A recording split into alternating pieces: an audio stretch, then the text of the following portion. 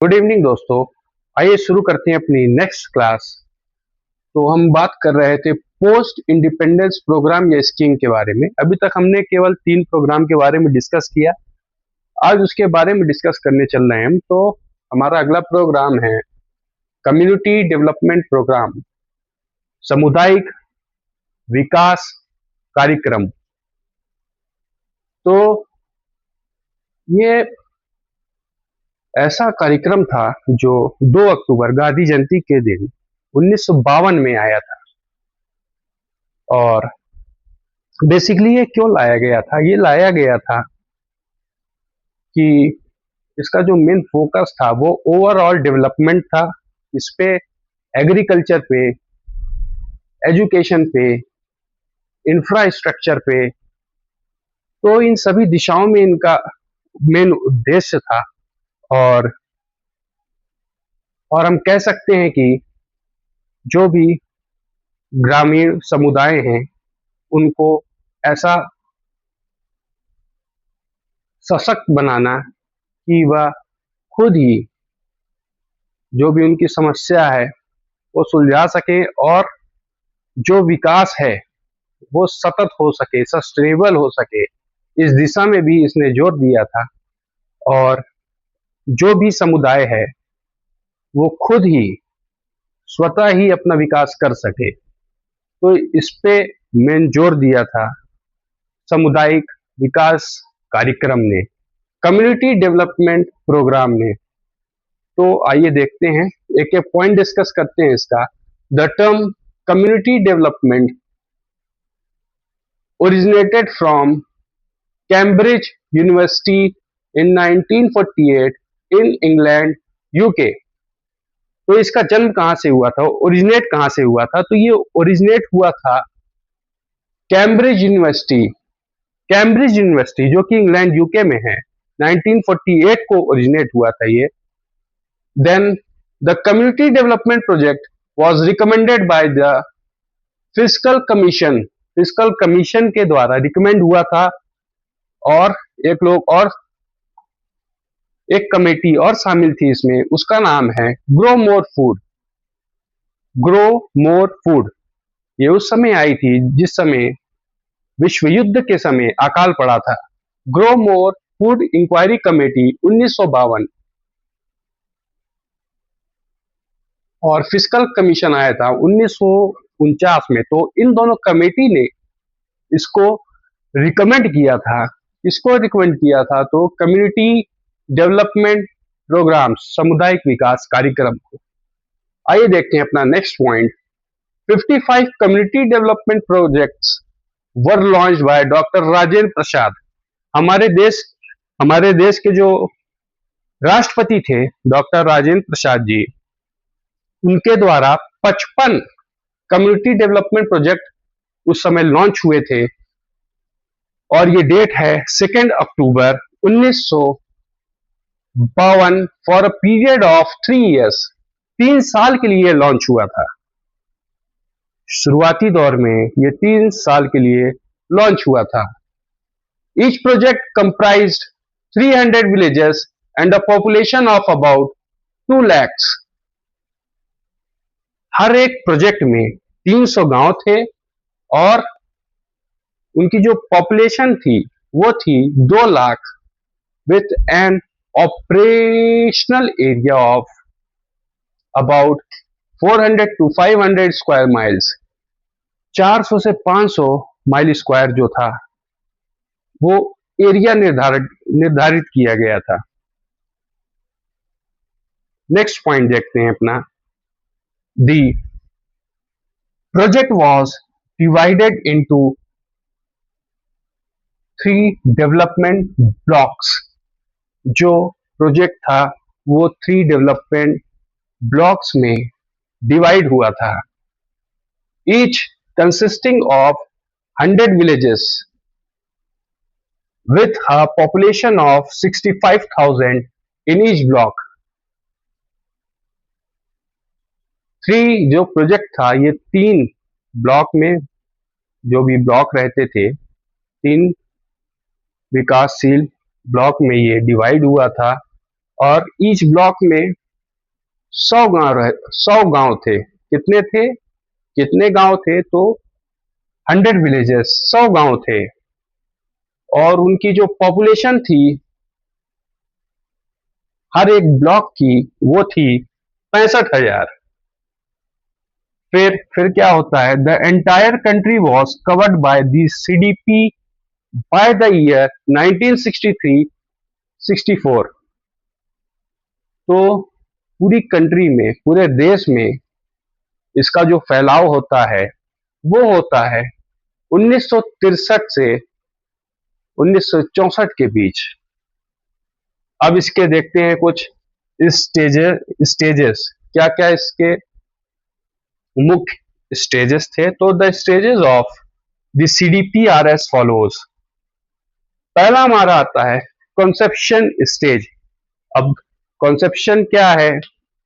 Conception का मतलब होता है संकल्पना, या जिसको कहें संकल्प, या यूं कहें कि जैसे कोई हमारे मन में कोई आइडिया आया, जैसे हमारे मन में एक विचार आया कि हमें स्कूल बनाना है।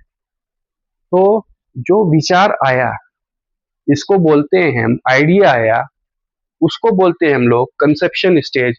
और इसकी जो अवधि थी होती थी वो है 3 मंथ की इसकी अवधि होती है। फिर आता है हमारा इनिशिएशन स्टेज। अब जो हमारे मन में जो विचार आया, जो आइडिया आया कि इसको स्कूल बनाना है हमें, इसको हम लिखित रूप में अगर उतार लें, लिखित रूप में उसको उतार लें और उसको इम्प्लीमेंट करें, तो वो कहलाता है हमारा इनिशिएशन स्टेज। यानी कि हमारी जो हमने सोचा उसकी शुरुआत कब से हो रही है, तो उसको बोलते हैं हम लोग इनिशिएशन स्टेज। और इसकी अवधि है 6 माह। अब हमारा आता है operation stage. Operation stage, operation stage क्या है? मतलब करना। यहाँ क्या होता है? यहाँ अब हमें जो हमने शुरुआत की है उसको पूरा कैसे करना है, कैसा ऑपरेट करना है, वो इसमें आएगा कि कैसे क्या स्कूल बनाना है पूरा। यहाँ से उसकी शुरुआत हो जाएगी। ये इनिशिएशन के बाद का स्टेज होता है ऑपरेशन स्टेज, कि कैसे हम किसी, जैसे हमने सोचा स्कूल बनाना है तो यहाँ से उसका काम चालू हो जाएगा। अब आता है हमारा consolidation stage. Consolidation stage, consolidation stage का मतलब होता है मजबूती प्रदान करना। जो हमने अभी तक जो भी बन गया, जैसे हमारा स्कूल बनकर तैयार हो गया, तो अब वहां अच्छे से पानी की व्यवस्था हो, लोग उसकी देख देख करें, अध्यापक वहां अच्छे से पढ़ा रहे हैं कि नहीं, इसकी व्यवस्था देखना। मतलब एक मजबूती प्रदान करना कि वहां की अच्छे से सुचारू रूप से कार्य चलता रहे।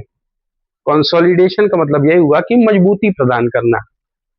फिर आता है हमारा फाइनलाइजेशन स्टेज। इसकी अवधि है 3 माह और कंसोलिडेशन स्टेज की अवधि होती है 6 माह। फाइनलाइजेशन स्टेज यानी आत्मनिर्भरता, या यूं कहें सतत विकास। कैसे हम बच्चों को या समुदायों को कैसे आत्मनिर्भर बनाएं, इसके माध्यम से कैसे उनमें सतत विकास इसी तरह बढ़ता रहे। तो ये आता है हमारा फाइनलाइजेशन स्टेज, जो कि होता है, जिसकी अवधि है 3 माह।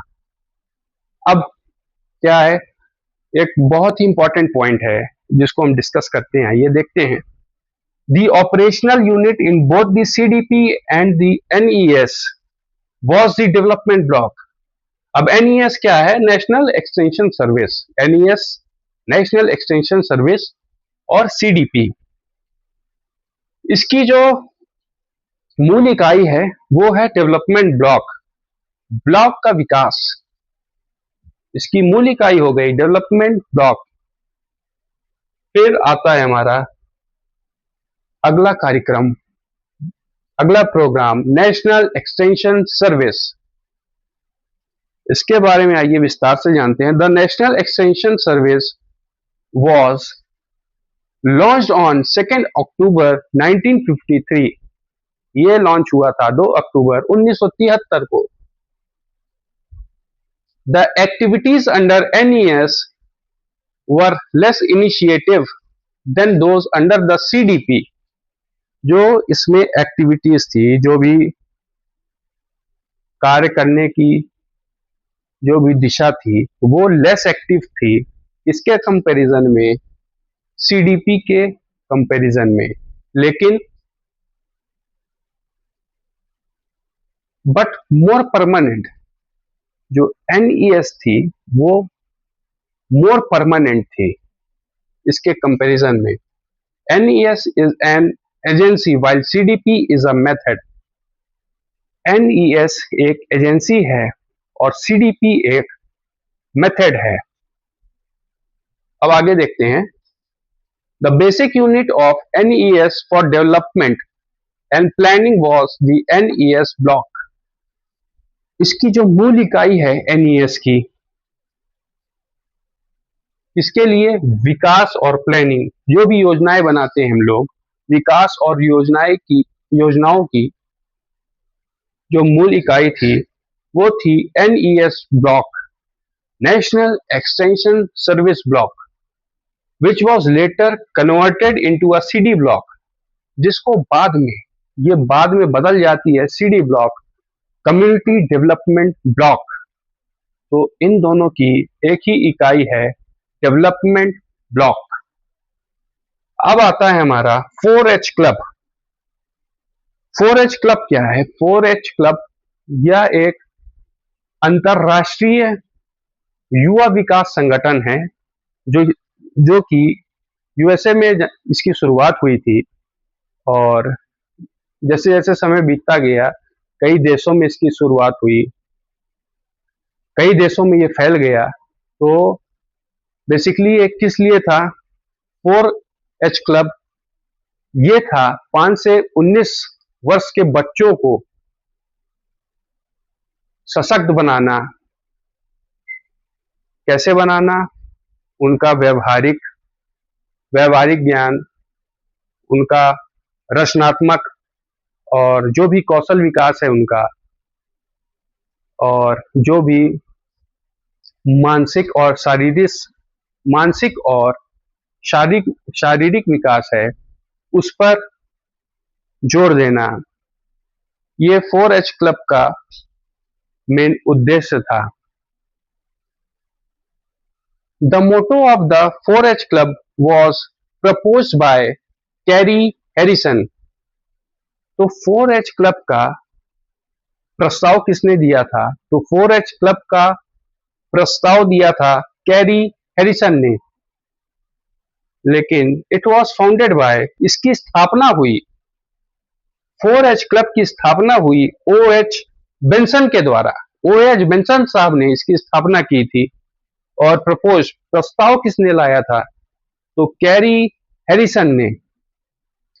अब 4H में क्या है? 4H stand for head, hand, heart और हेल्थ।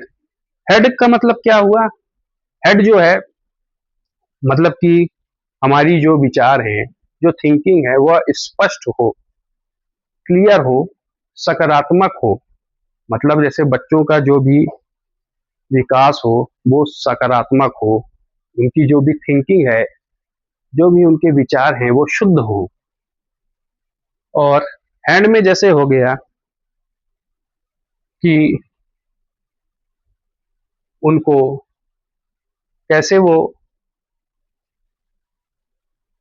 हैंड के द्वारा मतलब कैसे सेवा करें, वो कैसे अपना हाथ बटाएं, किसी भी कोई भी जैसे प्रोजेक्ट हो, कोई भी ऐसा बहुत बड़ा कार्य हो तो उसमें कैसे वो हाथ बटाएंगे, कैसे सेवा करेंगे। तो वो हो गया हैंड। हार्ट हो गया हमारा कि उनको लॉयल बनाना, या यूं कहें उनमें ऐसी भावनात्मक विकास करना, जैसे कि हार्ट में जैसे दयालु वो दयालु बने। तो ये हो गया हार्ट में, और हेल्थ में उनको शारीरिक और मानसिक रूप से वो मजबूत बने। तो आज था हमारा ये प्रोजेक्ट। तो आज के लिए इतना ही, मिलते हैं अपनी नेक्स्ट क्लास में। Thank you.